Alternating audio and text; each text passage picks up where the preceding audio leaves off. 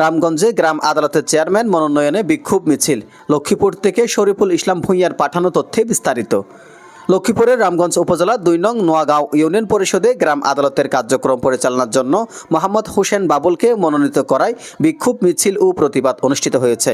Union বিএনপির আহ্বায়ক শেখ নুরুল ইসলামের নেতৃত্বে ও বিশিষ্ট শিল্পপতি ও সদস্য সচিব আবুল খায়েরের তত্ত্বাবধানে এই বিক্ষোভ মিছিল অনুষ্ঠিত হয়। মিছিলটি সরিষা বাজার এলাকা থেকে শুরু হয়ে বিভিন্ন সড়ক প্রদক্ষিণ করে ইউনিয়ন পরিষদের সামনে এসে প্রতিবাদ সমাবেশে পরিণত হয়।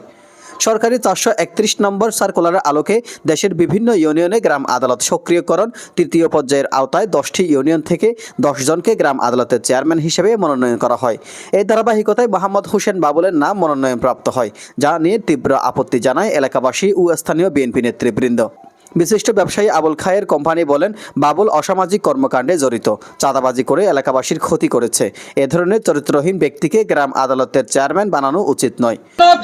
আবেদন করছি এই ২ নংবাসী একটি শান্তিপূর্ণভাবে এই ২ নম্বর ইউনিয়ন দুর্নীতিবাজ থেকে মুক্ত চায়। সংগ্রামী সাথী ও বন্ধুরা, আপনারা জানেন বিগত ১৬ বছরে আমরা রাজপথে আন্দোলন সংগ্রাম করেছি, আমরা যুদ্ধ করেছি।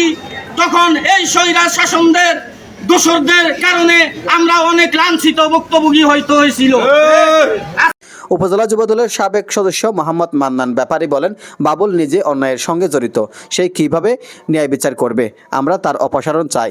আপনারা জানতে পারেন, এই বাবুল জীবনে কোনোদিন ১ টাকার কাজ করে নাই, শুধু এই মনে করেন চাঁদাবাজি, সালিশ, মনে করেন বিভিন্ন রকম মানুষকে বাড়া মানুষকে ঘুরাইয়া পেট ভাতা এবং বৃদ্ধ ভাতা, বয়স্ক ভাতা।